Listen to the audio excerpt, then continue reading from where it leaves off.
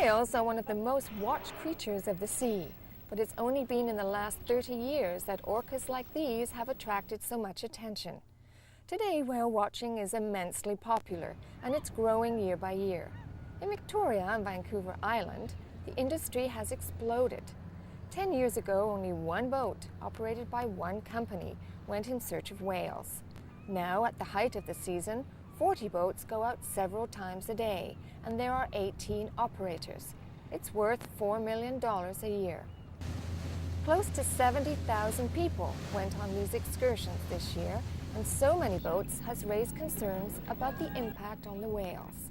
The University of Victoria is conducting a study on whale watching.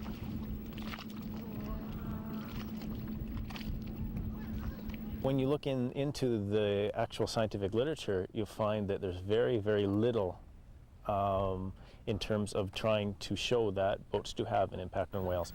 We know so little about them that we can't make any sort of bridge between humans and whales at the moment.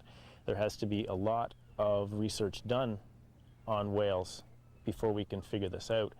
On the other hand, whale watching is growing phenomenally around the world, so there has to be some sort of management. So what it turns out to be is not a management of the whales, but a management of people. So what I'm trying to do is develop a broad management scheme that can work from the bottom up. So they're developing some sort of theoretical framework to work within to develop the guidelines.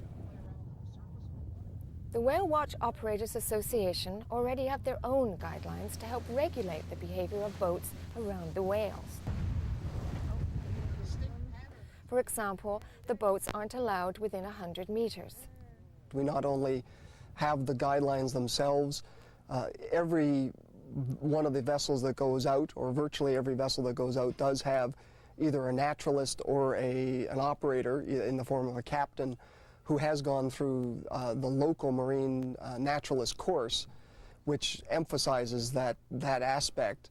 And over the course of the years, we're seeing that if we can agree on the regulations, there's no longer the rogue person that gets close, and then that puts pressure on everybody else to get closer to whales.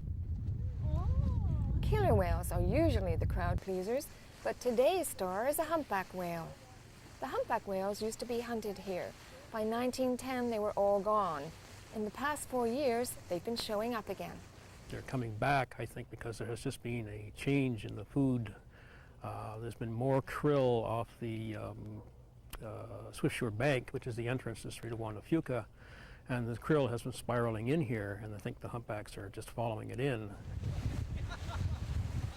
A short while later, the humpback is upstaged by a lively Pacific white-sided dolphin. This is a very unusual sighting. This particular dolphin spends most of its time far out at sea, and they usually travel in herds of up to 2,000. But here it is, stealing the show with a solo performance. The whales that we have at the present time basically have never not known boats. There's been some changes in the sense that over the past 5-6 years that where mothers at one time would stay between the boat and the calf, now actually sort of bring calves up to the boat and sort of introduce them as saying, this is going to be part of your life, you might as well get used to it.